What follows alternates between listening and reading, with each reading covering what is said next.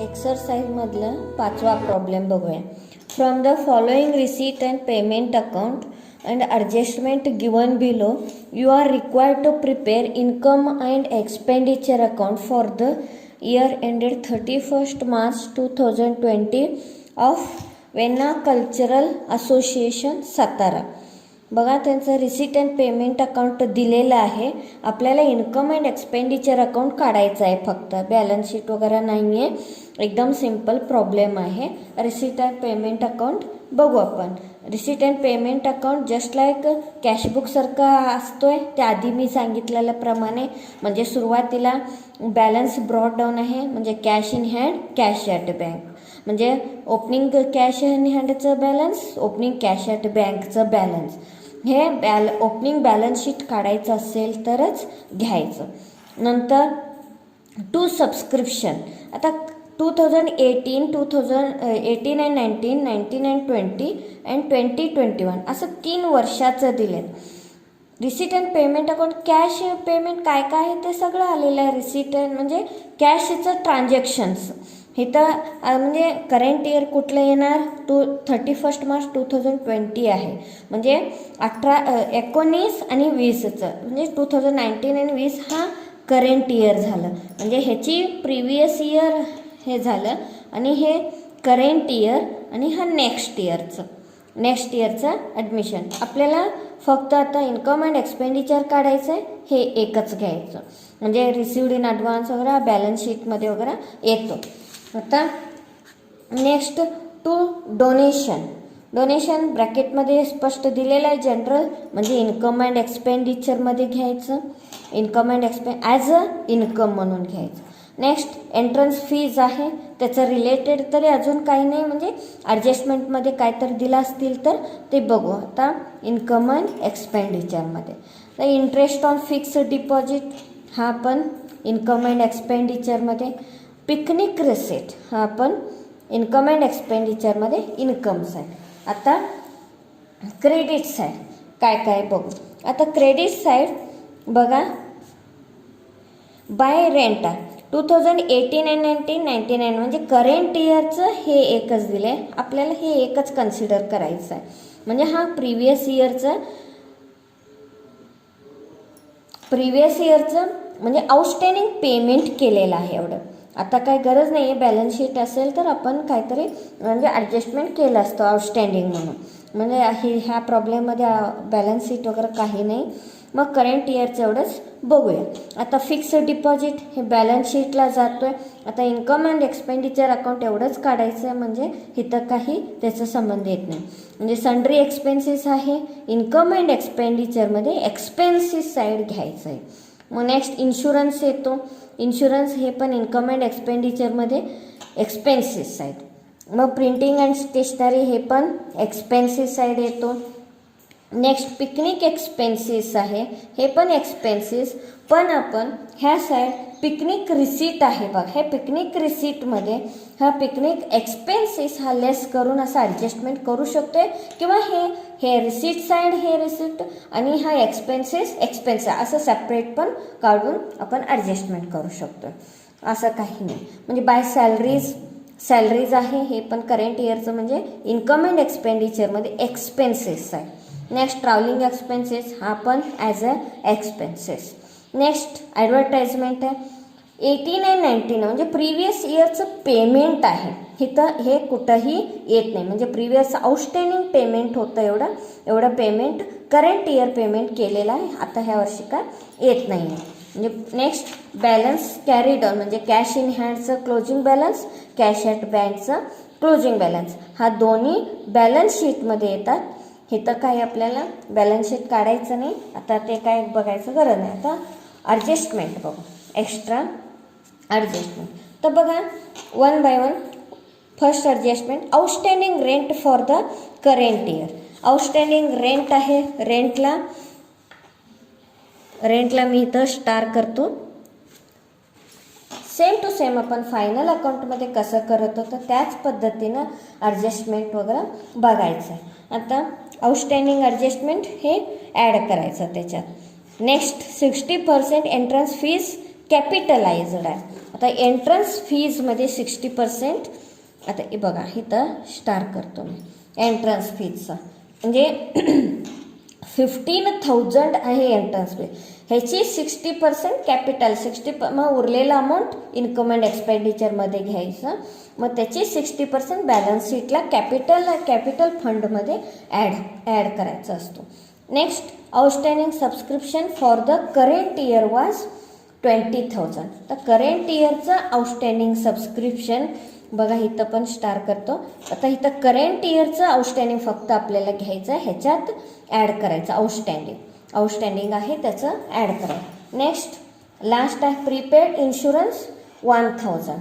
Prepaid as usual आपण final अकाउंटमध्ये ज्या पद्धतीनं करत होतो त्याच पद्धतीनं, म्हणजे इन्शुरन्सला इथं स्टार करतो, म्हणजे इथं लेस करायचं. ओके, आता चालू करूया. नमस्कार. 5th प्रॉब्लेम चालू करूया. In the books of vena cultural association Satara income and expenditure account solve करायचं आहे आपल्याला. बघूया आपण. तर बघा first item cash in hand cash at bank, ते काही येत नाही. सबस्क्रिप्शन आहे, म्हणजे to bye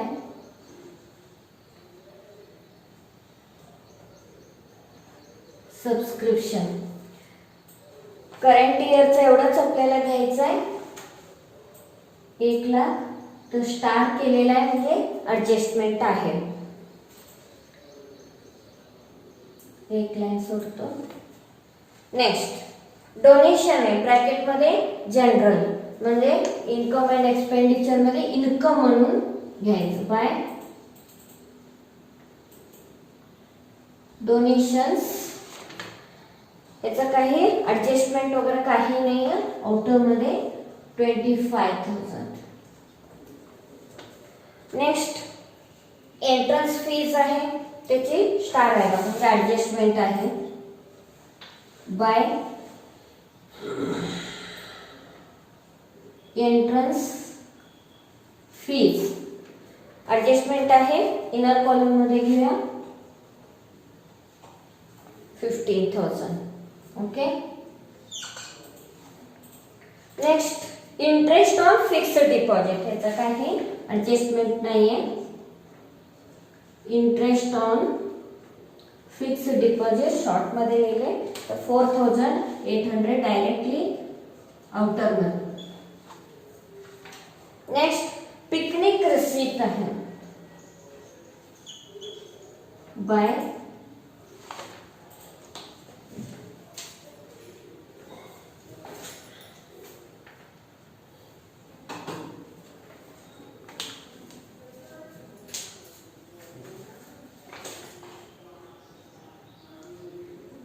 picnic receipt. Picnic receipt expenses पण आपण इथं लेस एक्सपेन्सेस असं ॲडजस्टमेंट करू शकतो. ते एक्सपेन्सेस ॲडजस्टमेंट करायचं नसेल तर डायरेक्ट आउटरमध्ये लिहू शकतो आपण, दोन्ही पद्धतीनं करू शकतो. 20,000 आहे. नेक्स्ट आता क्रेडिट साइड बघू.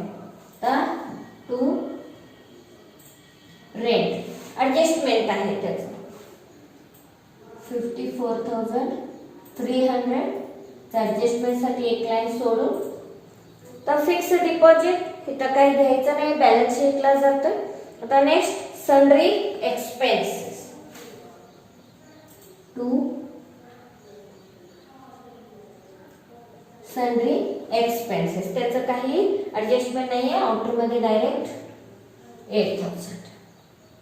नेक्स्ट इन्शुरन्स आहे, टू इन्शुरन्स स्टार्ट केलेले आहे बघा, म्हणजे ॲडजस्टमेंट आहे. इनर कॉलम मध्ये घेतो 12,000, एक लाईन सोडून. नेक्स्ट बघूया.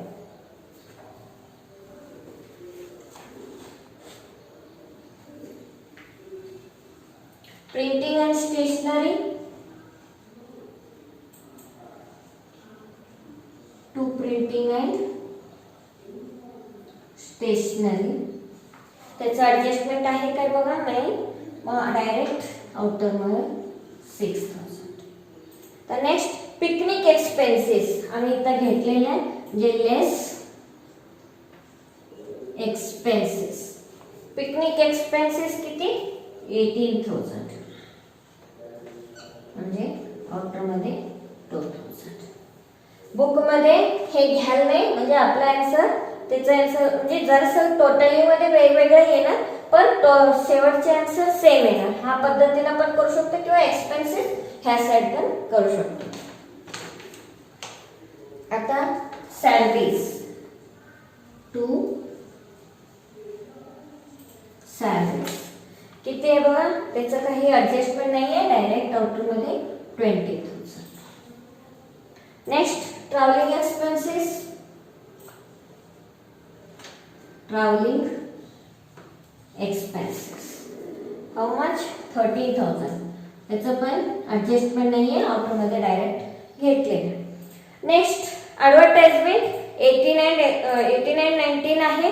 हे लास्ट इयरचं प्रिव्हियस इयरचं असल्यामुळे इन्कम अँड एक्सपेंडिचरमध्ये फक्त करंट इयरचा सगळा आयटम घेत असतो, म्हणून इथं काही ॲडव्हर्टाइजमेंट घ्यायचं काही गरज नाही आहे. Next cash in and cash out bank येतो, ते बॅलन्स शीटला आहे. तर जे आहे रेसिडेंट पेमेंट मधलं ते सगळं घेतलेलं आहे. आता ऍडजस्टमेंट बघूया काय काय आहे. तर नेक्स्ट आउटस्टँडिंग रेंट आहे बघा, outstanding rent add outstanding rent किती? 7,000 आहे, म्हणजे 61,300. ओके.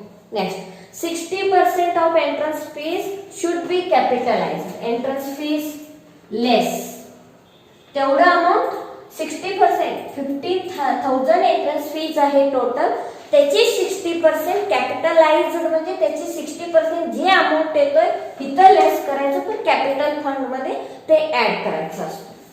तर 60%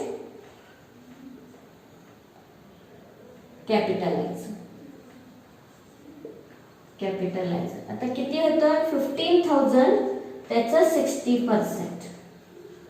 तर बघा 15 6 90, म्हणजे 9,000.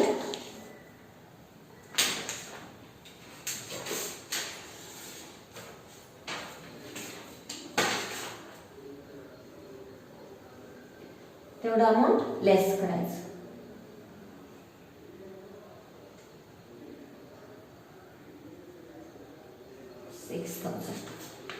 ओके.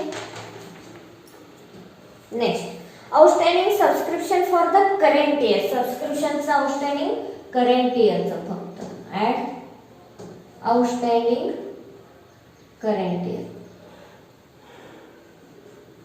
इयरचं किती आहे? 20,000, म्हणजे आउटरमध्ये 1,20,000. नेक्स्ट प्रीपेड इन्शुरन्स आहे, लेस. प्रीपेड आहे, प्रीपेड किती? 1,000, म्हणजे 11,000. ह्याला ॲडजस्टमेंट पण 400 आहे बघा. आता जे आहे ते टोटल इन्कम आणि टोटल एक्सपेन्सेस किती होतात बघूया.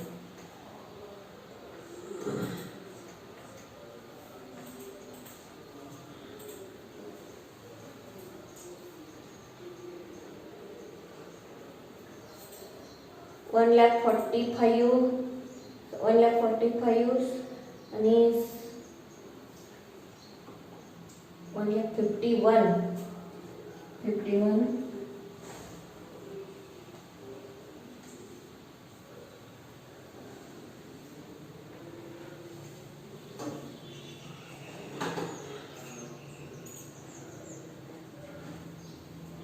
हे टोटल इन्कम आहे.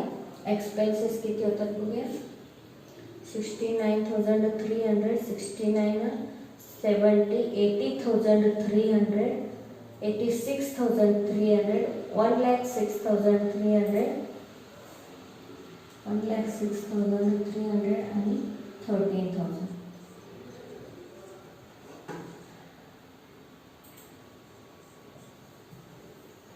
बघा 1,00,000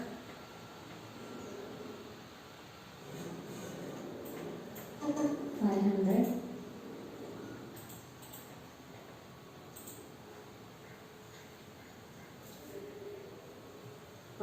टोटल एक्सपेन्सेस 1,19,300. म्हणजे इन्कम जास्त आहे म्हणजे त्याच्यात हे लेस केलं. इथं प्रॉफिट वगैरे म्हणत नाही, टू सरप्लस